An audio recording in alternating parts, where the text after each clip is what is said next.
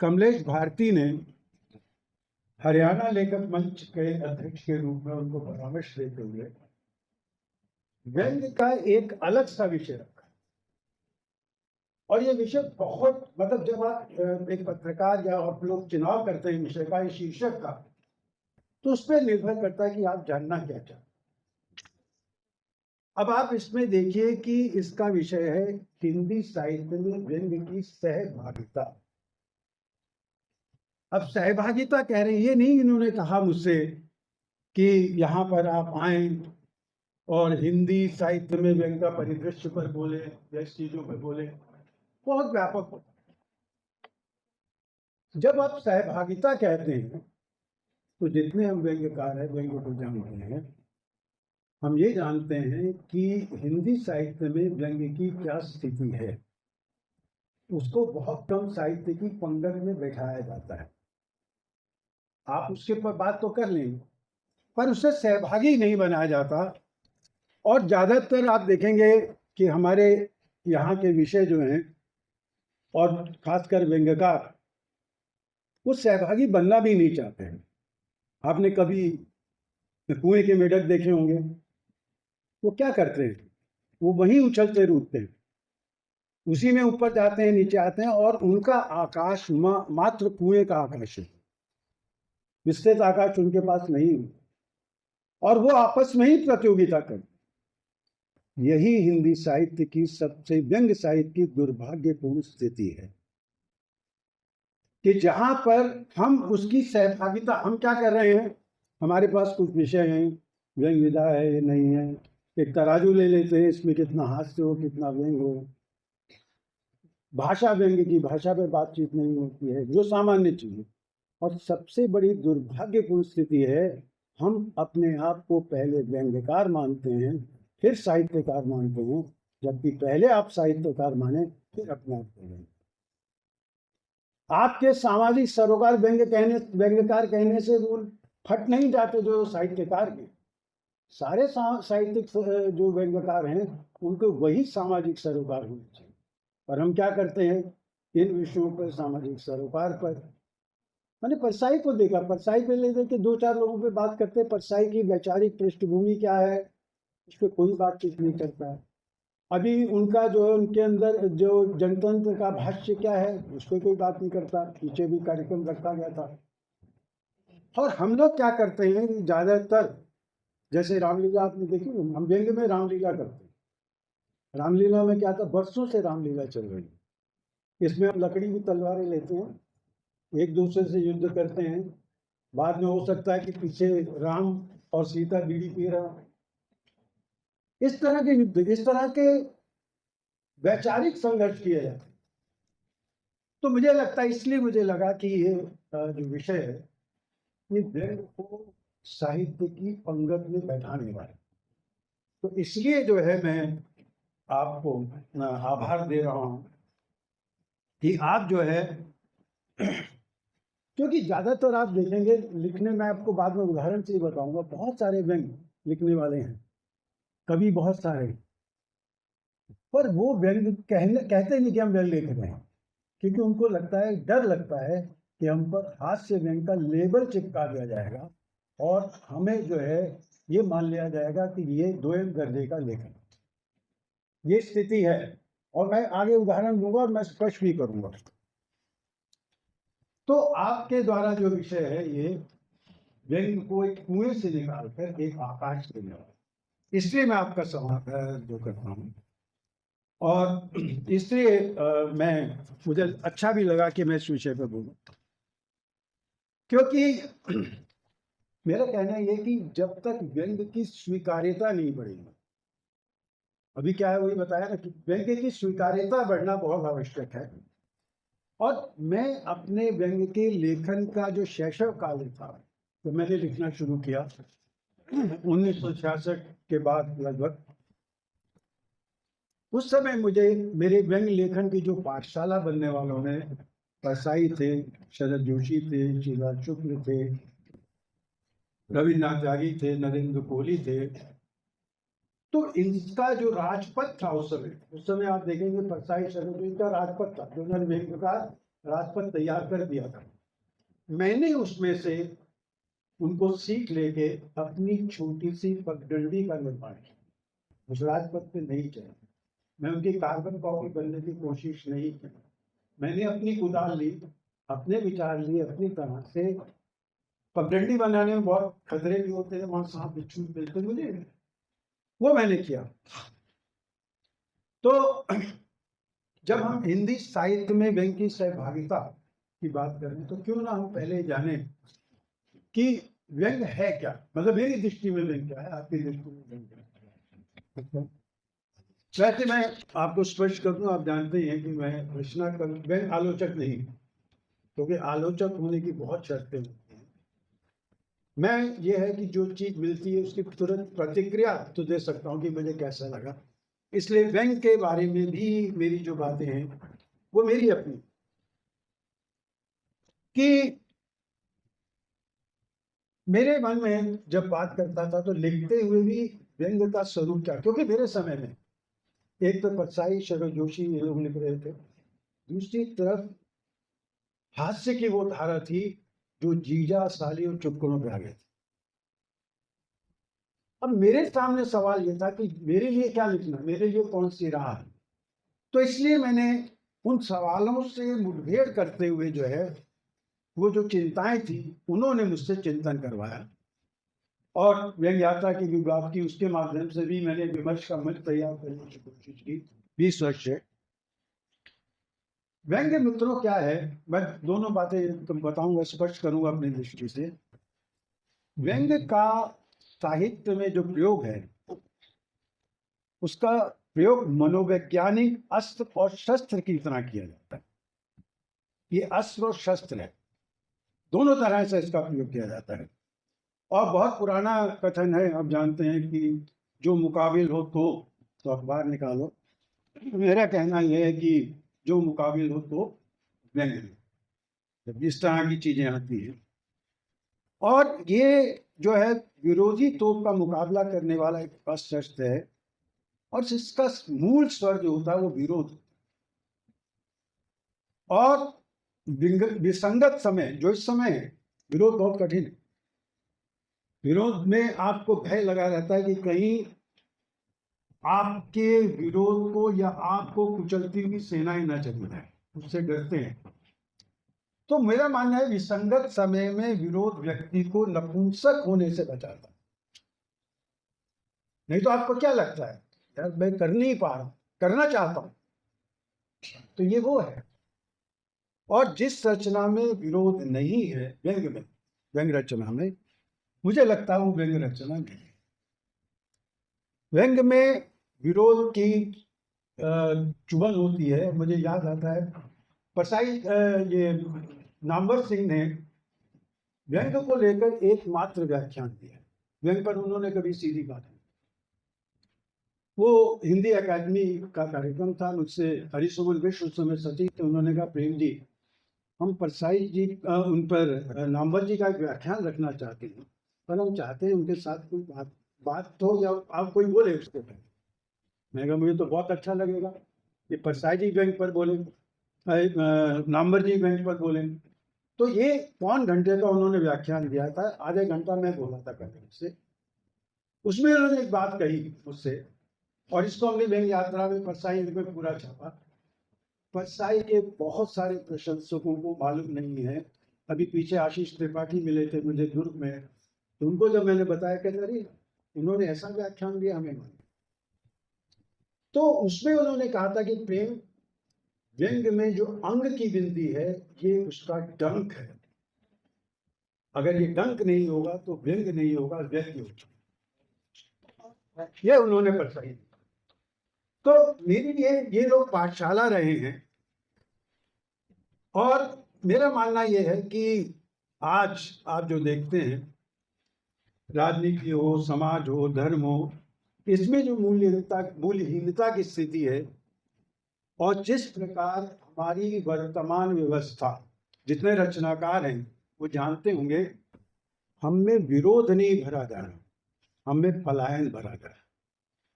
सारे जितने मीडिया देख लीजिए, क्या होगा इसके करने से, सारे नेता तो ऐसे ही होते हैं, 5 स्थान से मुर्गे लड़ाए जाते हैं, आपको बहुत होती है कि विषय पे बात नहीं कर रहे हैं, एक दूसरे पे कीचड़ उछाल रहे हैं, तो आपके अंदर पलायन और अवसाद भरते हैं कि इस समय आप अकेले हो जाए, आप लड़ ही नहीं सकते।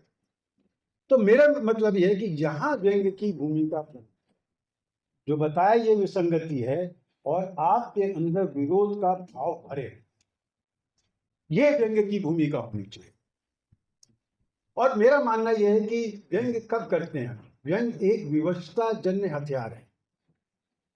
जब आप बहुत विवश हो जाते हैं विसंगतियों के प्रति, तब आप जाके करते हैं। एक उदाहरण से समझाता हूं कैसे विवशता। अब आप देखिए, तुलसीदास जो है, उन्होंने चाहे वो परशुराम के साथ संवाद हो लक्ष्मण का, या रावण का और अंगद, रावण अंगद का हो, या परशुराम लक्ष्मण का हो संवाद हो, वहां व्यंग्य का प्रयोग किया है। पर ज्यादातर आदर्शवादी स्वरूप पर क्या आप सोच सकते हैं कि सीता जैसा पात्र भी व्यंग्यात्मक बात कह सकता है? और उसका प्रभाव विवशता जन्य। जब राम को वनवास घोषित होता है तो राम जो है जाते हैं और सीता के पास, उनसे जाके बताते हैं कि भाई इस तरह से मुझे वनवास कहा है। तो सीता जो है वो कहती मैं भी चलूंगी, स्वाभाविक है, सीता का चरित्र आप जानते ही हैं, और खासकर तुलसीदास की सीता का। सबकी सीताएं अलग हैं, वाल्मीकि की सीताएं अलग हैं, उनके राम अलग हैं, सब अलग हैं। तो वहां पर वो कहती हैं मैं भी चलूंगी, तो राम उसको समझाते हैं कि नहीं तुम मत जाओ। फिर अंततः फिर ये भी कहते हैं कि वहां पे वन में हिंसक पशु होंगे, तुम कैसे रहोगी, तुम सुकुमारी। उसके बाद सीता एक वाक्य बोलती है, मैं सुकुमारी नाथ बन जोगू। अगर मैं सुकुमारी हूं तो हे नाथ, क्या आप बनने के योग्य हैं? तो ये नहीं है, अगर आप मुझे सुकुमारी कह रहे हैं, आप क्यों जा रहे हैं? इस उस पर धरातल पर तो आपको भी नहीं जाना चाहिए। तो ये विवशता से, मतलब सीता उन पर व्यंग्य नहीं करना चाहते, व्यंग्य भी नहीं कहीं चुटकी लिए उसके, पर इसका असर ये रहता है कि वो कहते हैं तुम इन्हें समझो। व्यंग्य का क्या प्रयोग करें? व्यंग्य आपको मालूम है कि महाभारत भी करवाता है। जब द्रौपदी कहती है धृतराष्ट्र पुत्र अंधे की संतान अंधी दुर्योधन को, तो उसके ऊपर देखता और फिर वो हंसती है। हमारे यहाँ हास्य व्यंग्य की जो बात की जाती है, मैं मानता हूँ व्यंग्य की हंसी वो है जो के ये कैटलिस्ट एजेंट की तरह प्रयोग करती है, प्रेरक उत्प्रेरक की तरह उसको बढ़ाती है, उसको कम नहीं करती है। और वो जो हंसती है वो हंसी चुपती है यहाँ पे जो महाभारत का है। तो एक व्यंग्य का वो प्रभाव, एक व्यंग्य का ये प्रभाव है। एक आपने राजा जयसिंह का किस्सा सुना होगा, बिहारी वाला, कि जब वो उसमें नई रानी के मुंह में फंस गया और कौन उसको बताए। तो ये सारी चीजें व्यंग्य के अलग अलग स्वरूप, तो व्यंग्य का होना जरूरी है, और उसके प्रति दृष्टिकोण क्या हो इसकी भी मैं चर्चा बाद में करूंगा। तो मेरा माध्यम यह है कि जब समझाने बुझाने के सारे आपके हथियार जो है कुंद पड़ जाते हैं, तब आप इसका, इसीलिए विवशता जन हथियार, एक अंग्रेजी में मुहावरा है, लास्ट एरो इन माय क्वेर, कि मेरे तर्कस का आखिरी बाण। तो ये व्यंग्य भी विसंगतियों से पीड़ित जो व्यक्ति है उसके तर्कस का आखिरी बाण। अब व्यंग्य को क्यों मैं मानता हूं कि एक सुशिक्षित मस्तिष्क की विधा है, मैं क्यों मानता हूं कि इसके लिए बौद्धिकता चाहिए? अब आप देखिए, मैं इसको कहता हूं कि व्यंग्य जो है ये मनुष्य की बौद्धिक चेतना का उद्घोष है। मतलब मनुष्य अगर जब व्यंग्य करना उसने शुरू किया तभी वो बौद्धिक हुआ। अब आप देख लीजिए, आदि मानव की तुलना कीजिए बच्चे से। आपके घर में जो बच्चा, आप जो शैशव में आते भी हैं, शिशु बन के आते हैं, तो आप आदि मानव होते हैं। आप बोल नहीं सकते, भाषा नहीं, आप दो चीजें जानते हैं, वो क्या जानते हैं? हंसना या रोना। आपको ये नहीं पता कि जो आपने गंदा किया है वो गंदा, उसमें बदबू आ रही, उसमें भी हाथ मारते हैं। ये सारी चीजें आप वही कर रहे हैं जो आदि मानव करता था। भूख लगी है, रो पड़ेंगे, खुश हो गए, बिना बात में खुश हो गए।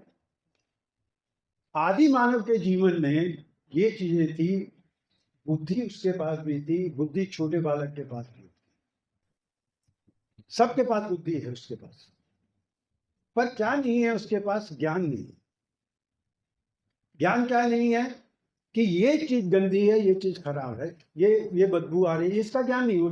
ज्ञान कहाँ प्राप्त होता है? जब उसको वहां पड़ जाता है। या माँ जैसे मान लीजिए, पहले आजकल तो रोटियां जो हैं गैस पे बनाई जाती है, ऊपर चूल्हा होता है, बच्चे वहां पहुंचते हैं। हमारे समय में नीचे बनाते थे माँ वहां पे, और तवा कई बार बना के रख देते, तो बच्चा बार बार गोदी का आ रहा है, तो उससे दौड़ रहा है, अब कितना रुकिए, वो नहीं रुकेगा। पर जिस दिन उसका हाथ वहां पे लग गया, पता लगेगा, ये ज्ञान मिलेगा कि ये चीज जलाती है। उसके बाद उसमें उसमें आप चॉकलेट खिलौना रख दें, उधर नहीं जाएगा।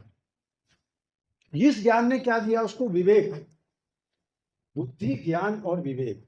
विवेक क्या अच्छा है, क्या बुरा है। ऐसे ही आदि मानव को ज्ञान, बुद्धि थी, ज्ञान मिला, और ज्ञान से उसको विवेक पता लगा कि यहाँ संगति है, यहाँ विसंगति। तो जब वो पूर्णता शब्द हो गया, जब भाषा सिर्फ अभिव्यक्ति का माध्यम नहीं, भाषा उसके लिए हथियार के रूप में उपयोग की, तो तब उसको समझ आया कि ये, तो इसीलिए मैं कहता हूं कि ये पशु तत्व से सभ्य सुसंस्कृत विवेकशील मस्तिष्क की तरफ जो एक प्रक्रिया है वो है। तो इस तरह से जो है व्यंग इसीलिए जो है सुशिक्षित मस्तिष्क की विधा है। जो मस्तिष्क, अब आप कहेंगे सुशिक्षित मस्तिष्क, इसका मतलब क्या होगा कि जो पढ़ा लिखा है वही की जान सकता है? नहीं। जो व्यंग की पहचान करने में सुशिक्षित, जो व्यंग को जानता है, व्यंग को पकड़ सकता है। ये तो आप देखते होंगे आपने जिंदगी में, अपने समय में, कि भाई किसी ने कई बात बोली, सहेलियों में चुटकुलेबाजी हुई, तो आपको समझ नहीं आया, ऊपर से निकल गई, कुछ ट्यूबलाइट की तरह जलते हुए बाद में, उनको बाद में समझ आ गया। तो आपकी पकड़ उसके प्रति क्या है? और वो ये है कि ये जो पकड़ जो है, ये व्यक्ति को जो है वो पहचान उसकी होनी बहुत जरूरी है। और इसलिए मैं व्यंग का हथियार के रूप में जब प्रयोग करते हैं, और खासकर साहित्य में, तो वो एक रचनात्मक हथियार होना चाहिए, क्रिएटिव। वैसा हथियार नहीं होना चाहिए, और सोच समझ के साथ उसका प्रयोग करना चाहिए। इसलिए ये साहित्य में आकर वो व्यंग रस हो जाता है। अगर व्यंग में रचनात्मकता नहीं है तो वो रस नहीं है, और वो सिर्फ अपशब्द होगा, गाली होगा। उसको मैं साहित्य की रचना नहीं, रचना जो अगर साहित्य की है तो वो तभी है, उसका स्थायी भाव व्यंग ही होगा। व्यंग का स्थायी भाव व्यंग होगा, और वो जब सामने आएगा, तो इसलिए जो है मुझे लगता है कि व्यंग जो है वो, अब उसकी गंभीरता की बात करूंगा, कि व्यंग जो है इसमें एक गंभीर विधा है, और इसके लिए बहुत जरूरी है कि आपको व्यंग चेतना संपन्न होना चाहिए। व्यंग को समझने की आपकी दृष्टि होनी चाहिए। गंभीरता का, जैसे आपने कोरोना में मास्क खरीदे हैं, आप गंभीरता का मास्क खरीद सकते हैं कि मैं गंभीर हूँ, उसका बुर्का पहन सकते हैं, पर गंभीरता का सत्य नहीं है। वो सत्य कभी ना कभी उजागर हो। तो बहुत आवश्यकता है व्यंग में गंभीरता की, जो उसको हास्य से लगी। और दूसरा यह है कि जब मैंने आपसे भी कहा था कि व्यंग जो है वो सब जगह, आप देखिए पुराने समय में अगर आप याद रखें, शादियों में गालियां गाई जाती थी, एक दूसरे व्यंग्यात्मक बातें की जाती थी। अगर आप अपने मुहावरे देख लें, ना नौमन तेल होगा, ना राधा नाचो, इस तरह का प्रयोग किया जाता। तो ये व्यंग जो है वो लोक जीवन में मौजूद है। इसको अगर सुशिक्षित मस्तिष्क की विधा में कह रहा हूं, तो उसका कारण सिर्फ यही है कि व्यंग की समझ, गहरी समझ, एक अच्छे से पीएचडी वाले को भी हो सकता है व्यंग की समझ में, और एक व्यंग की समझ रखने वाले छोटे से बच्चे को भी हो सकता है व्यंग। तो इसलिए जो है व्यंग जो है वो, और दूसरी बात यह है कि व्यंग रचना, एक तरह से मेरा मानना यह है कि कोई कहते हैं कि हास्य व्यंग लिखना बड़ा सरल कार्य है, बड़े आराम से लिख सकते हैं। मेरा मानना यह है, किसी भी विधा में खराब रचना लिखना एक सरल काम, कोई विधा हो, कविता हो, कहानी हो, आप खराब चीज बड़े आराम से लिख सकते हैं। व्यंग के लिए, अच्छी व्यंग लिखने के लिए उतनी ही मेहनत की जरूरत है जितनी अच्छी कहानी लिखने के लिए, अच्छा उपन्यास लिखने के लिए। तो जब आप इसको, व्यंग को उससे अलग मानेंगे तो निश्चित रूप से इस तरह की असावधानियां आपके पास होंगी, इस तरह की भयंकर भूलें जो हैं वो आप करेंगे। इसलिए बहुत जरूरी है कि आप समझें कि व्यंग जो है हमारे जीवन में है। बहुत सारे मैंने उदाहरण दिए थे उसके, मुहावरे, लोकोक्तियों के, जैसे डरे लोमड़ी से नाम शेर खाओ, ये सीधे सीधे जो है चीजों में व्यंग करने वाले हैं। अब हमारे यहाँ पे, जैसे मैं आरंभ में कहा कि व्यंग के लिए उसको कभी परसाई नहीं लिखा कि शूद्र विधा, इसको ब्राह्मण विधा बनाया, क्षत्रिय विधा बनाया जाए। मेरा मानना यह है कि ये ना तो ब्राह्मण विधा है जिसे जो है आपको ब्राह्मणों की, मतलब शूद्र विधा जैसे ब्राह्मणों की कृपा चाहिए, और ना इससे शूद्रों सा आरक्षण चाहिए। माने आजकल आरक्षण बहुत चलता है, खासकर अगर आप देखें तो प्रवासी साहित्य में। आजकल प्रवासी साहित्यकार कहता है क्योंकि मैं प्रवासी साहित्यकार हूं इसलिए मेरी कहानी को अलग किया जाए। ये आरक्षण है, मेरी उस तरह से बात की जाए। हम यही तरह भूल जाते हैं कि साहित्य को, साहित्य की कहानी को कहानी की कसौटी पर जो क्यों नहीं कर सकते। तो मेरा मानना यह है कि व्यंग के लिए कि कहा जाता था कि गद्य कवियों की कसौटी है, मेरा मानना यह है कि व्यंग गद्यकारों की कसौटी है। अगर आपको अच्छी गद्य लिखना है, अगर आप उसको करेंगे। अब व्यंग का कैसे अब और चीजों से अलग पड़ता है, मतलब कि क्या क्या चीजें हैं उसके। जैसे कभी परसाई ने मुक्तिबोध का जब मूल्यांकन करने लगे तो उसको लेकर उन्होंने अपनी एक सीमा को व्यक्त किया था। उन्होंने कहा था कि सामान्यतः किसी भी समकालीन रचनाकार के विषय में प्राप्त और प्रदत्त भाषा से विचार किया जा सकता है, लेकिन हिंदी में शायद मुक्तिबोध ऐसे कवि हैं जिनके बारे में चर्चा करते हुए प्राप्त भाषा से काम नहीं चलेगा। मेरा मानना भी यही है, प्राप्त और प्रदत्त भाषा का प्रयोग अगर जो कहानी और कविता उससे आ रही है, अगर उसका व्यंग में प्रयोग करेंगे तो उसका काम नहीं चलेगा। उसकी भाषा अलग है, और व्यंग पर जब हम भाषा की बात को हम वैसे करते ही, मैंने कभी देखा नहीं कि व्यंग भाषा के बारे में बात की गई हो, जबकि यही सबसे बड़ी शक्ति है। और मेरा मानना यह है कि भाषा में जो लक्ष्यार्थ है, व्यंग की जो सबसे बड़ी शक्ति जो है व्यंग्यार्थ है, वो सबसे बड़ी शक्ति है। वो उसकी बात नहीं करते हैं। कैसे व्यंग्यकार को जो है मित वही होना चाहिए, भाषा की दृष्टि से कम शब्दों का इस्तेमाल, एक ही शब्द में बहुत सारी बातें करें, इसके बारे में बात नहीं करते हैं। तो ये व्यंग को पहचान, मैं भाषा में मैंने बहुत सारा काम किया है, और किस तरह से विधिपित शैली का प्रयोग किया जाता है विदेशों में जाकर, किस तरह से वहाँ पे उन लोगों ने अलग अलग तरह से भाषा के स्तर बताए कि कौन सी भाषा जिसमें हाथ से आ जाता है, किस कौन सी भाषा जिसमें गुण आता है, किस तरह की शैली शैली के बारे में बात की। तो उसके बारे में मैं ज़्यादा बात नहीं करूँगा। और हिंदी में मुझे लगता है कि हमारे यहाँ व्यंग की एक भाषा का निर्माण है तो कबीर ने किया, अक्खड़ भाषा।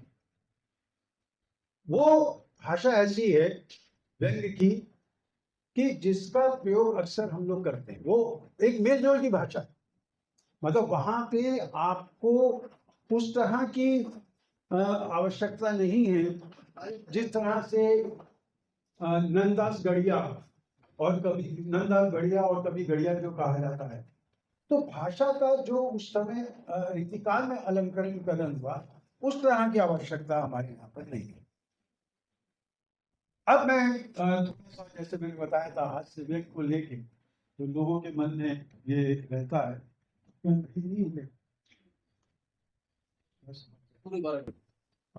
कितने बजाने।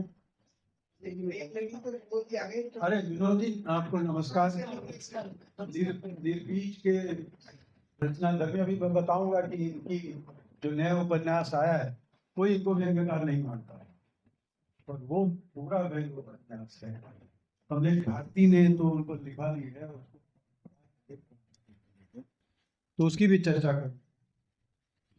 तो हमारे यहाँ पर क्या है, अधिकांशता हम हास्य व्यंग्य को जुड़वा भाई बहन के रूप में माने, अभी अलग व्यंग्य को करते हैं।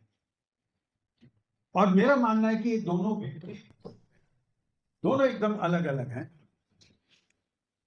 और हास्य जो है, जैसे अभी मैंने बताया कि आरंभ में कि आदि मनुष्य हंस सकता था पर व्यंग्य नहीं कर सकता था, सबसे बड़ी चीज है हास्य जो है आपको आपका एक तरह से विवेचन करता है, आपके कष्ट आपके दुख उसका विवेचन मिलता है। जबकि व्यंग्य अच्छे व्यंग्य की सबसे बड़ी शर्त है कि वे आपकी बेचैनी को निरंतर बढ़ाए। जो विसंगतियां हैं उन बेचैनियों को निरंतर बढ़ाता चले। इसका पाठक भी अलग होता है, इसका कथानक भी अलग होता है। कथानक मतलब जो कहानी उपन्यास का आप कथानक जानते हैं, आप लोग सब जानते हैं चीजों को। क्या हुआ, राग दरबारी जब प्रकाशित हुआ आया तो उसका बहुत विरोध हुआ। उसका विरोध जो है गुलजार राक्षस ने किया, मेरे सक्सेना ने, अलग अलग कारणों से। नित्यानंद तिवारी जी ने भी किया। अब तीनों के कारण अलग थे। गुलजार राक्षस का कारण जो है थोड़ा व्यक्तिगत था, श्रीराज शुक्ल जी के, उनकी लखनऊ में तो पड़ती नहीं थी। नरेश सक्सेना का ये था कि इसमें स्त्री पात्र नहीं है, उनका जो केवल जो नित्यानंद तिवारी थे उनका कहना ये था कि ये उपन्यास नहीं है, ये घटनाओं का जंजाल है। अब उसमें उन्होंने कह दिया, पर जिसको उन्होंने कहा कि ये घटनाओं का जंजाल है, यही व्यंग्य उपन्यास की सबसे बड़ी पहचान है। इसके बाद जब अभी पीछे मैंने अपना व्यंग्य यात्रा के एक अंक निकाला था श्रीराज शुक्ल जी को, और तब मैंने ये कहा कि निर्मला जैन, उसका राग दरबारी का पुनर्पाठ प्रस्तुत किया, और उसमें निर्मला जैन जी ने लिखा। मैंने नित्यानंद जी से कहा कि सर आप दोबारा से सोचिए इसके बारे में। ठीक है। उन्होंने 1 महीना लिया, फिर मुझे बुलाया। उन्होंने कहा मैं बोलता रहूंगा तुम्हारे सामने। तो मैंने उसको लिखा, रिटाइट किया सारा, और उसमें बहुत अच्छी बात है कि वो व्यंग्य के मेरे लगता पक्षधर हैं, नहीं व्यंग्य के। अब तो उन्होंने एक बात कही उसमें कि कहते हैं, तो मैंने उससे सवाल किया कि घटनाओं का जंजाल जो आप कह रहे हैं उसका कारण क्या है। तो बोले तुम देख लो, मतलब जो श्रृंखला होती है। तो मैंने कहा सर व्यंग्य के कथानक में कभी श्रृंखला होती ही नहीं, उसमें क्षेपक होते हैं। अब आप देखिए शुरू में वो लोग ट्रक की बात कर रहे हैं, पुलिस में पहुंच जाते हैं उसके डहने से, तो ये क्षेपक हैं। और ये व्यंग्य की बहुत बड़ी, अब व्यंग्य देख लीजिए, अगर हम बिहार में चुनाव लड़ रहे हैं उसकी बात करेंगे तो परसाई कहीं और पहुंच जाएंगे। तो ये जो है उसकी ताकत तो उन्होंने इस हिसाब से बातचीत के बाद तैयार किया। और जब ये अंक आया उसके बाद नेशनल से किताब आई, शीला जी के पास पहुंची, तो उन्होंने कहा प्रेम इस अंक ने मुझे रिबिल्ड किया है, क्योंकि वहां पर नित्यानंद तिवारी जी ने उसको रेणु के मैला आंचल के बराबर बताया।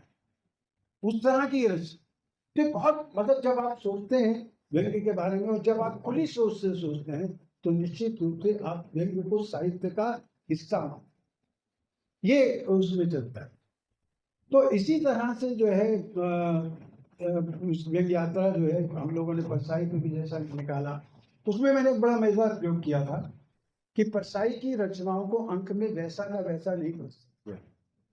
मैंने विश्वनाथ त्रिपाठी से, मैंने राजेंद्र यादव से, विष्णु नागर से, नरेंद्र कोहली से, सबसे पूछा कि आपको परसाई की रचना कौन सी श्रेष्ठ लगती है और क्यों लगती है, उसमें टिप्पणी दीजिए। सबने मुझे टिप्पणी, राजेंद्र यादव की बहुत बड़ी टिप्पणी, करीब 15 रचनाकारों ने टिप्पणियां दी कि मुझे प्रेमचंद के फुटे जूतों की भी आपने चर्चा की है, उसको लेकर जो विश्वनाथ त्रिपाठी ने बड़ी अच्छी लिखी और बहुत लंबी लिखी। और उन्हीं दिनों हमने कार्यक्रम किया था साहित्य अकेडमी में व्यंग को लेकर 2 दिन का। वहाँ पे विश्वनाथ त्रिपाठी और नित्यानंद तिवारी दोनों, एक मुख्य अध्यक्ष से अध्यक्ष, मुख्य अतिथि अध्यक्ष, दोनों लगभग व्यंग के स्वरूप को लेकर भिड़ गए तो मतलब उन्होंने अपने विचार, क्योंकि प्रगतिशील खेमा परसा कहीं नहीं मानता कि व्यंग कोई विधा है। वो ये मानता है, क्योंकि आप जानते हैं ज्ञान रंजन ने कभी व्यंग के नाम पर कुछ छापा ही नहीं, और परसाई जो बरसों अपने आप को व्यंग्यकार कहलाते रहे और व्यंग को शूद्र से ब्राह्मण का दर्जा दिलाने में रहे, अचानक उन्होंने कहा व्यंग स्पिरिट। तो मैंने तो परसाई जी से बेबाकी से कहा था कि सर आप जिसको जब जो कहते हैं कि मैंने कहानियां और निबंध लिखे, कोई आपको अच्छा कहानीकार नहीं मानता, कोई आपको अच्छा व्यंग्यकार नहीं मानता, निबंधकार नहीं मानता, आप अच्छे व्यंग्यकार हैं, ऐसे मैंने शिला जी से। तो ये मतलब वो एक राजनीति। तब नित्यानंद तिवारी ने कहा कि व्यंग्य का एक बंधान है जिसके अंतर्गत ही आप रचनाओं को, मैं परसाई की रचनाओं को व्यंग्य के बंधान से अतिरिक्त देख ही नहीं सकता, ये उसकी अपनी खूबी, एक अलग चरित्र है उसका। तो मेरा मानना यह है कि ये कहना हाथ से व्यंग्य को उस तरह से जोड़ना कि हमारे यहाँ क्या है कि जैसे लोग मान लेते हैं, मेरा मानना यह है कि व्यंग्य को हास्य की बैसाखी की जरूरत नहीं। व्यंग्य जो है उसमें हंसी, जैसे मैंने बताया, उत्प्रेरक के रूप में तो आ सकती है, पर वो व्यंग्य को की अग्नि को मंद करे। ये व्यंग्य में हंसी, जैसे हवन में आप घी डालते हैं उसका काम करना चाहिए, उसमें पानी के छींटे का काम करना चाहिए। वो उसके लिए अगर आपका लक्ष्य हंसी लाना है तब दृष्टि होता है। तो इसी तरह से मैंने जैसा आपको व्यंग्य था कि तो इस सारे, जब मैं 4 वर्ष के बाद वेस्ट इंडीज विश्वविद्यालय में मैं वहाँ गया था 4 वर्ष तक, और वहाँ जाकर मैंने जो है वहाँ के जो हिंदी जानने वाले लोग, जो हिंदी के रूप में जिनकी मातृभाषा हिंदी थी, और कैसे जो है उनकी मातृभाषा धीरे धीरे अपने को कुलीन बनाने, कुलीन बनाने के चक्कर में जो है वो पीछे रह गई, उनको मैं Hindi as a foreign language, तो वहाँ से खैर आया। तब वहाँ पे साहित्य का रेगिस्तान था, कोई ज़्यादा हरिशंकर आदेश से चीज़ों को जानते थे। तो 4 वर्ष तक मैं यहाँ से बाहर, और यहाँ के साहित्य व्यंग्य से मेरी ज़्यादा पकड़ नहीं थी, क्योंकि उस समय इंटरनेट और होता, ये 1999 की बात। तो यहाँ के मैंने देखा कि हिंदी व्यंग्य लिखा बहुत जा रहा है, कैसा लिखा जा रहा है इसमें कोई चर्चा नहीं। हिंदी व्यंग्यकार के मन में संपादक नहीं बैठा है कि जो उसको काट छाट, क्योंकि कोई आलोचक ही नहीं उसको बताने वाला कि भैया तुम खराब लिख रहे हो, गलत लिख रहे हो। हिंदी में तू भी रानी मैं भी रानी वाले बहुत हैं, सब रानियां, तो पानी भरने वाला कोई नहीं, कि जो व्यंग्य की को जो उसका जो है सेवक हो, उस तरह का कोई। और हिंदी में व्यंग्य को देखकर मैंने देखा, आश्चर्य हुआ मुझे बाद में कि हिंदी में परसाई ने बहुत लिखा, शरद जोशी, शिला इन लोगों ने लिखा, रविन्द्रनाथ त्यागी ने लिखा। एक समय में जैसे कहते सूर तुलसी केशव दास, बाकी के कवि खद्योत्सव त्रयी थी, जिसमें सूर तुलसी जो केशव है उनकी जगह क्या थे, ने त्रयी स्थापित की थी। वो त्रयी स्थापित की थी शीला शुक्ल, रविन्द्रनाथ त्यागी और शरद जोशी। शीला शुक्ल, शरद जोशी और रविन्द्रनाथ त्यागी, गलत बात, परसाई, शरद जोशी और त्यागी। शीला शुक्ल से गायब थे, उसके कारण भी उनके अपने भारती जी के अपने कभी कभी चखते थे। तो इस तरह से मैंने देखा कि परसाई के, क्योंकि वो अब प्रगतिशील लेखक और परसाई पाठ्यक्रम की पुस्तकों में उन पर लिखा था। और आप मुझे कोई एक बताए कि शरद जोशी पे कोई आलोचनात्मक पुस्तक है, रविन्द्रनाथ त्यागी पे कोई आलोचनात्मक पुस्तक है, शीला शुक्ल पे भी राजदरबारी के कारण तैयार किया गया, अन्यथा नहीं है। नहीं तो उनको ये कहने की आवश्यकता नहीं पड़ती कि इस किताब में मुझे रिबिल्ड किया। हमारे यहाँ सबसे बड़ा कमजोर पक्ष व्यंग्य का है दो चीजें हैं, एक विमर्श नहीं है, एक हमारे यहाँ सीमित किया गया है, जो मैंने बताया सहभागिता नहीं है। इन दो उद्देश्यों के साथ मैंने 2004 में व्यंग्य यात्रा का आरंभ किया। और मेरे विषय के पहले अंक का व्यंग्य का मनोविज्ञान क्या होता है, हम क्यों व्यंग्य करते हैं, क्यों व्यंग्य पढ़ते हैं। और ज्यादा विस्तार से इसमें आप देखिए निर्मला जैन ने लिखा, इसमें नरेंद्र कोहली ने लिखा, इस समय जो है विष्णु नागर ने लिखा इन सारी चीजों को लेकर। बहुत दिव्य रमेश अन्य विधाओं के लोगों से मैंने लिखा कि व्यंग्य का आखिर मनोविज्ञान क्या है। फिर मैंने ये प्रयोग किया कि व्यंग्य पे मिथकीय प्रयोग कैसे होते, मिथक का प्रयोग।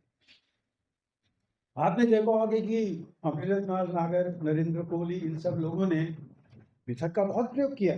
और वो क्या करते हैं, यहाँ तक कि मैं कहूंगा कि तुलसीदास ने भी मिथक का प्रयोग किया रामकथा के माध्यम से। वाल्मीकि की रामकथा लगा, तुलसीदास ने मिथक की व्याख्या की, अमृतलाल नागर ने मिथक की व्याख्या की है अपनी दृष्टि से। आप मिथक को कहीं ये नहीं दिखा सकते अलग तरह से कि भैया ये पात्र ऐसा है तो ऐसा ही करेगा, ये मान के चलिए। राम भरत जो है अगर वो खड़ाऊ राज्य लाएगा तो लाएगा ही हर जगह, पर व्यंग्यकार क्या करता है, वो मिथक को तोड़ता है। वहां जरूरी नहीं, जैसे मैं अपना एक नाटक है सीता अपहरण केस, मतलब उसमें यह है कि सीता जी का अपहरण हो गया, तो राम लक्ष्मण जो है वो पेड़ों से पौधों से इसे पूछने लगे कि तुम देखी सीता मृगनयनी।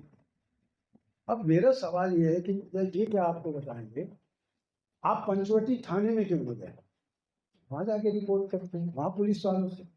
तो उसका वर्णन है सारा कि किस तरह से पुलिस कार्यवाही करती है, किस तरह से उसके लिए सम्मानीय व्यक्ति सम्मानीय नहीं है, उसके लिए एक सिर्फ रिश्वत है, वो किस तरह से नारी के प्रति उसका दृष्टिकोण क्या है, उन सारी चीजों पर। इसी तरह से जैसे बिहार में चुनाव लड़े, वहां पे कृष्ण से आप चुनाव तो नहीं लड़वा सकते ना, सूरदास किसी ने लड़वाया तो नहीं। तो मिथक का वो जो है, इसी तरह से मैंने साहित्यकार की नैतिकता क्या है, अपने अपने मठ, अपने अपने गढ़ जो बने हुए, इन्होंने कहा था ना क्या कहते हैं मुक्ति बोध में, अपने अपने मठ अपने अपने गढ़, वो नैतिकता है। हम दूसरे से नैतिकता की बात करें, हमारी विसंगतियां क्या है, अपनी विसंगतियां। फिर व्यंग्य कविता हाशिए पर क्यों आ गई, आप देखिए जो कविता की धार, मैंने एक अंक भी निकाला था, उसका था कबीरी धार की कविता इस साल। जो कविता जो है व्यंग्य की, जो गद्य में तो बहुत बाद में आई है, गद्य की जो धार जो है कविता से जो शुरू होती है कबीर से, वो धीरे धीरे कहाँ आ गई, लिफाफे वाले तक। आपने व्यवसाय बना लिया है, आप कविता, आज के दिन कविता एक प्रोडक्ट है, वस्तु है जिसे बेचा और खरीदा जा सकता है। हमारे बाजारवाद ने, आप देखेंगे कि हमारे बाजारवाद ने क्या किया है कि जो न्याय है, जो आपके स्वास्थ्य संबंधी चीजें हैं, इन सबको आपने प्रोडक्ट बना दिया। आप न्याय भी आपको खरीदना पड़ता है। आप अगर जो है पद पे बैठे हुए हैं, आप मान लीजिए कि मुख्यमंत्री हैं, मंत्री हैं, आपके अंदर आधी रात को जो है सुप्रीम कोर्ट के दरवाजे खुलते हैं, पर क्या मैं उम्मीद कर सकता हूँ कि निचले कोर्ट से ऊपर तक और बिना पैसे के जा सकें। आप अच्छे अगर आप न्याय अच्छा खरीदना चाहते हैं तो अच्छे खरीदिए जो लाखों रुपए के। तो ये प्रोडक्ट है। अस्पताल चले जाइए, आजकल अस्पताल में जाके डर लगता है, वहां लगता है शिकारी शिकार का संबंध है, शिकार का जो पकड़ देंगे। शिक्षा को देख लीजिए, हमारे समय में 12.5 रुपए का पास बनता था, 12.5-15 रुपए जो है लोग फीस देते थे, जब तक पढ़े देते रहे, आज देखिए लाखों में बात होती है। तो ये सारी चीजें धीरे धीरे जो है इसी तरह से साहित्य भी प्रोडक्ट बन गया है। आप देख लीजिए साहित्य कैसे कि बिक रहा है, साहित्य हम सब किस तरह से खरीदे बेचे जा रहे हैं। तो ये सारी चीजें जो है, तो इन चीजों पे हम लोगों ने बात की। प्रवेशांक में मैंने जब उसका निकाला तो मैंने एक संकेत दिया कि मेरा ये मंच होगा, ना तो राजनीतिक दृष्टि से कोई प्रतिबद्धता है, व्यंग्य के प्रति प्रतिबद्धता है, व्यंग्य के बारे में आप अच्छी बात करेंगे। तो उसमें उसके लोकार्पण में निर्मला जैन भी थी, विष्णु नागर थे, दिव्य रमेश थे, नरेंद्र कोहली थे, गोविंद व्यास थे, मतलब मंच भी था। और एक पक्ष राइट का भी था, लेफ्ट का भी था, बीच का भी था। ये मैंने सुधीश पटौड़ी की। तो इस तरह से इन लोगों का जो है मैंने किया। तो ये एक मैं इसको मंच मानता हूँ। लोग जो है क्या होता है कि वो पवित्र जो स्त्री की तरह हो जाते हैं, जिनको लगता है कि किसी ने मुझे देख लिया, छू लिया तो मैं मैरी हो जाऊंगा, इसलिए आप जगह दूसरी जगह जाते नहीं, हम वहां नहीं जाते। पर मेरा मानना यह है कि एक मंच की तरह प्रयोग कीजिए, आप अपनी तरह से उसको जो है देखिए, जो आप बात कहना चाहते हैं। अब यहाँ मंच है, अब आपने मुझसे पूछा था नहीं, मैं क्या बोलूँगा, मैं अपनी बात कह रहा हूँ, आपको पसंद आती ठीक है। हम लोगों ने अलग अलग तरीके से व्यंग को देखा, हम अलग अलग भावना, जाकी रही भावना जैसी व्यंग मुहूर्त देखी थी, तैसी उसी तरह से हम देखें। तो इस तरह से जो है व्यंग यात्रा के फिर मैंने एक अंक निकाला था। एक हमारे यहाँ वही जो मैंने कहा कि सीमित होने का जो बात किया, कि हम मान लेते हैं कि ये व्यंगकार ही व्यंगकार है जिनमें आई सही का ठप्पा लगा, बाकी कोई व्यंगकार नहीं। इसलिए मैंने एक अंक निकाला जिसमें प्रज्ञा ने बहुत सहयोग किया था, और वो था हम भी व्यंग की जबानें रखते हैं। हम लोग ऐसे जो, जिसमें अगर आप देखें, आप मान सकते हैं ममता कालिया व्यंग लिखती हैं, उनका कल्चर उपन्यास पढ़िए, व्यंग उपन्यास इस तरह का। इसी तरह से आप मान सकते हैं चित्तर मुद्दली में स्त्री उचित गालियां करके उन्होंने व्यंग लिखा। आप मान सकते हैं प्रज्ञा इतनी शेष रचनाकार है, व्यंग्यात्मकता है। अभी उसने एक कहानी मुझे दे दी। तो ये लोग व्यंग से इसलिए छिटक गए। हमने कहा ये व्यंग्यकार, ये कुआं है, इसमें आना है तो आ जाओ। मैंने कहा भैया हमें कुआं नहीं देखा। तो वह किताब भी प्रकाशित हुई, अद्विक ने उसको प्रकाशित किया। तो इस तरह के प्रयोग जो है मुझे बहुत बहुत अच्छा लगा कि आलोचना के क्षेत्र में भी जो मैंने नाम लिए, परसाई के जो अंक निकाला, या और नित्यानंद तिवारी, विश्वनाथ त्रिपाठी, नागर, नंबर सिंह, उन्होंने मुझे थपका के कहा था कि प्रेम बहुत अच्छा लग रहा है, तुम व्यंग के नाम तो भैंसी ही नहीं करते। मैंने तो ज्यादातर ये किया था। तो ये मेरा प्रयास जो है शुरू से, जो आप कह रहे हैं, मतलब उसमें आपको बताऊं कि किस तरह से जो है जब ये अंक निकला था कविता का, राजेश जोशी से मैंने कहा, मुझे पहली बार मैंने उससे आग्रह किया था कि व्यंग कविताएं चाहिए, प्रेम कितनी चाहिए बताओ। तो मुझे ये लगा कि व्यंग यात्रा का वो सम्मान है कि व्यक्ति यहाँ छपने से बच नहीं पाए। उन्होंने 10-15 व्यंग कविताएं भेजी, जिनको रामगढ़ स्मिश, लीलाधर मंडल, बहुत सारे, नरेश सक्सेना, बहुत सारे लोगों के, शायद मैं यहाँ पे रखा था, जिसको मिल जाए उसको पढ़ के देखिए। खैर, और विनोद शाही जी ने तो उसमें बड़ा बढ़िया लेख लिखा था व्यंग कविता को, गजब का लेख उसमें जो है। तो ऐसे लोग जब आपके साथी बनते हैं तो निश्चित रूप से, अब अंत में बात करते हुए एक बात और मैं कहता हूँ जिसने व्यंग को सीमित किया, स्तंभ लेखन। भारती जी जानते हैं कि हर अखबार में एक जो है स्तंभ होता है व्यंग को, पत्रकार रहे।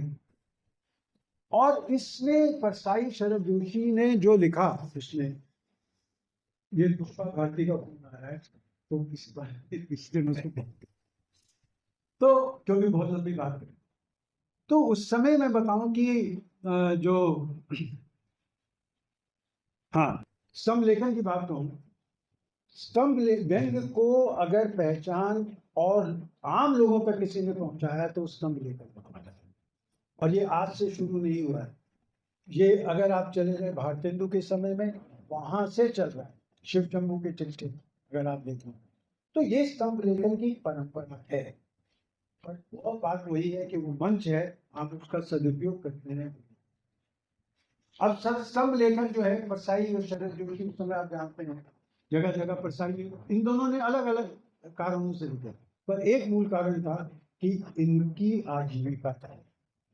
इससे परसाई ने तो कई बार ये हुआ कि दवा चाहिए, उसको बुला के कहा कि ये ले लो, इस रचना को जाके उस अखबार में ले आओ और जाके इतने पैसे दे आओ। दीगर बात है कि उसने कहा कि मैं नाम नहीं ले रहा हूँ, तो उन्होंने कहा मैं पैसे महीने दे दूंगा, तो उन्होंने कहा ठीक है, इस रचना को वहां ले आओ, इससे कम पैसे। तो ये इस तरह का उनका रहा। तो मेरा ये कहना है कि व्यंग लेखन इन दोनों ने किया, पर इन लोगों ने दृष्टि के साथ, दृष्टि जो है, परसाई की दृष्टि आप जानते हैं, शरद जोशी की दृष्टि जानते हैं, और शीलाल, तीन लोगों का मैं बताऊंगा अपनी बात खत्म करूंगा। परसाई का दृष्टिकोण आरंभ से वो नैसर्गिक प्रगतिशील रचनाकार बने नहीं है। समाजवादी थे, तब से उनको मैंने बहुत पढ़ा, सारा उनका क्रम पढ़ा है। जिस तरह से उन्होंने एक बार शरद जोशी से किसी ने प्रश्न किया कि भाई आपके बारे में परसाई जो ये कहते हैं कि आप हर किसी पे जो है व्यंग्य करते चले जाते हैं, और जी कुछ बताइए, मुझे बताइए, कुछ कहना है?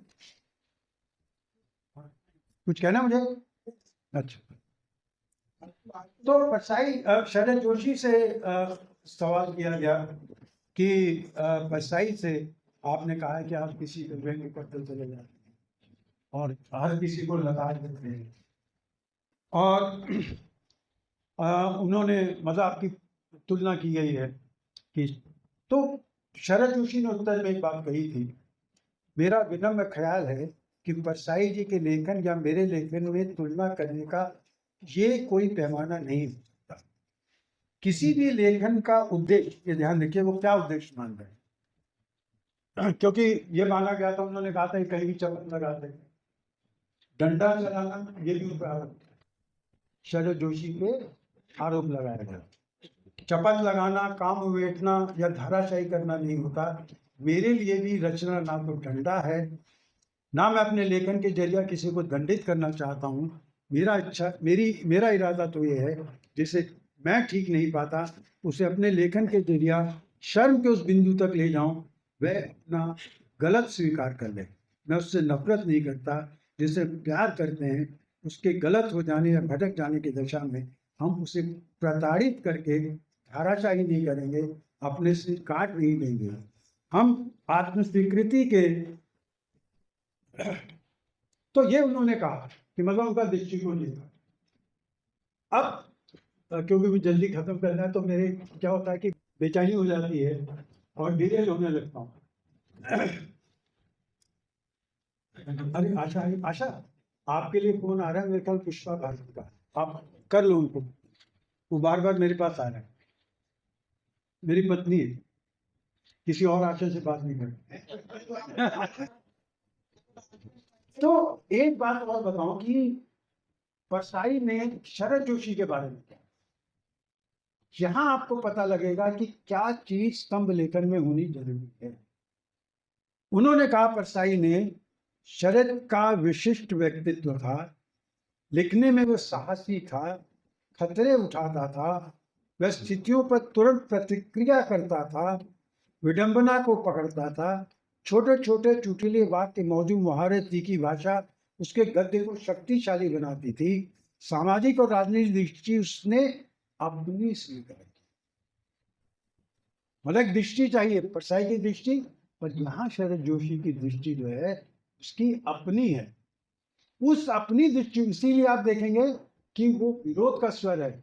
अगर उन्होंने, परसाई ने आपातकाल के समय आपातकाल का समर्थन किया, और मैंने इस बेबाकी से उनसे सवाल भी किया था, जिसके बारे में उन्होंने बताया, तो वो लंबा हो जाएगा प्रसंग। मेरा एक मात्र साक्षात्कार है, मुझे लगता है कि बहुत अच्छा साक्षात्कार है, बहुत अच्छी बातचीत हुई, कई जगह कोट किया जाता है। और यहाँ इनकी क्या थी कि इन्होंने आपात का विरोध किया, फिर उसके बाद आपातकाल का जिन्होंने जनता पार्टी जो है उसका विरोध किया, शरद जोशी, ये उनकी प्रति उसकी दृष्टिकोण थी। और श्रीलाल शुक्ल, उनकी स्तंभ लेखन के बारे में क्या दृष्टिकोण है, उसको आप पढ़िए, उसको आप समझिए, तो पता चलेगा तीनों में क्या भिन्नता है। हमारे यहाँ क्या है कि मान लेते हैं तीनों, ज्यादातर स्वीपिंग रिमार्क्स देते हैं कि तीनों ने स्तंभ लेखन किया है, तो कैसा किया इसको तब भी नहीं है। मेरा मन होता है गोताखोर की तरह अंदर जाओ, मैं कभी किसी चीज को एक पर्यटक की तरह नहीं। आप जब जाते हैं अक्सर जो है किसी बीच पे गए, बड़े जहाज देखने के लिए, समुद्र देखने के, असली समुद्र गोताखोर देखता है, जो अंदर जाता है उसको पता लगता है समुद्र कितना विशाल है, उसे पता लगता है मैं समुद्र के बारे में कितना नहीं जानता। जब आप वहां जाएंगे, जब विश्व पुस्तक मेले में अपने आप को तराशेंगे, तो आपका साहित्यकार होने का अहंकार समाप्त हो जाएगा। आपको लगेगा कि मैं तो एक बूंद बनने, तो वो बूंद बनने का प्यार, तो जो ओस की बूंद भी नहीं होते, बूंद भरने का प्रयास जो है नहीं हुआ। तो इसमें उन्होंने क्या कहा, साहित्य अखबार नवीसी नहीं। अब दोनों ने अखबार नवीसी की। जब वह समसामयिकता से जुड़ता है तब भी उसकी गरिमा सार्वकालीनता से बनती है। मैंने भी प्रश्न उठाया था व्यंग्य की शाश्वतता।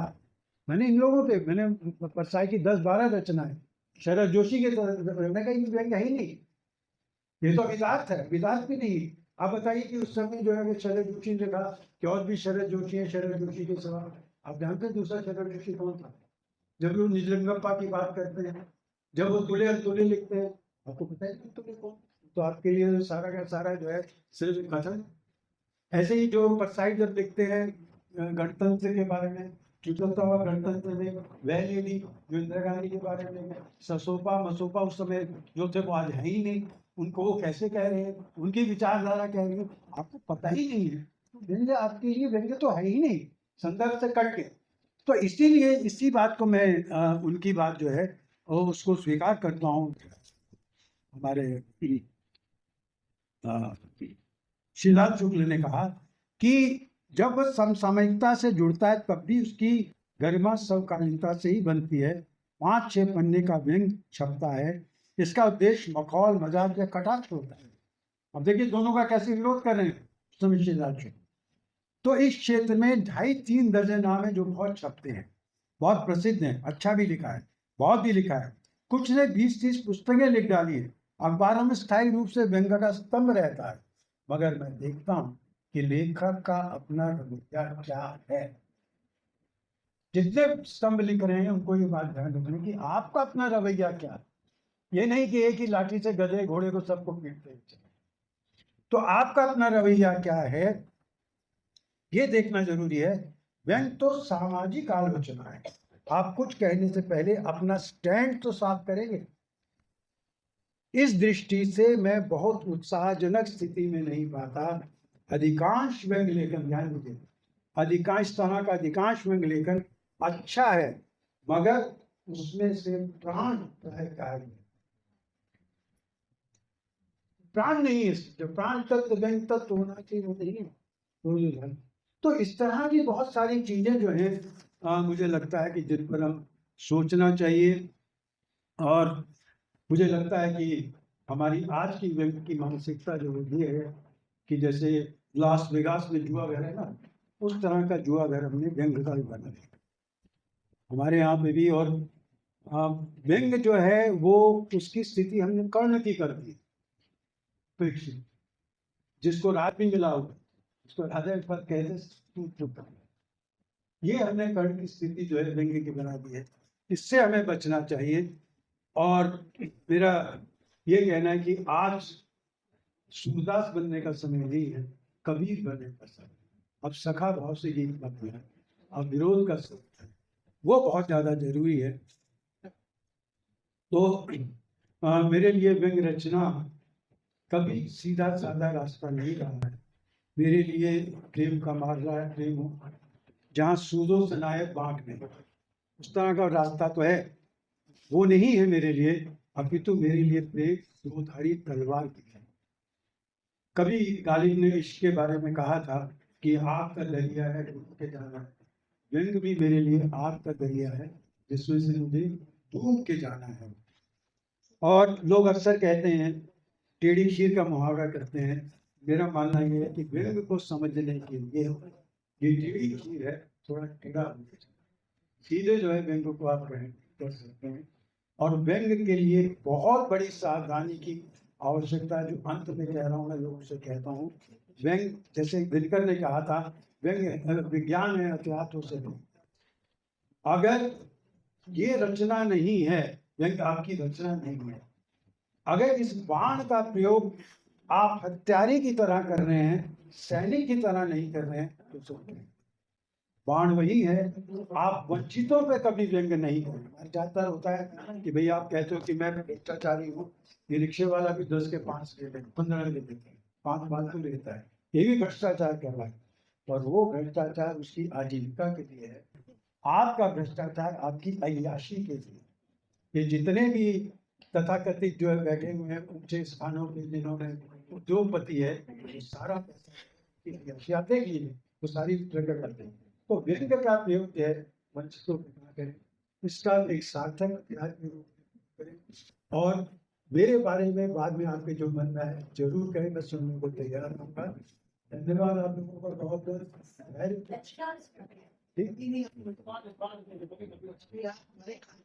ये हाँ, अभी ऐसा है कि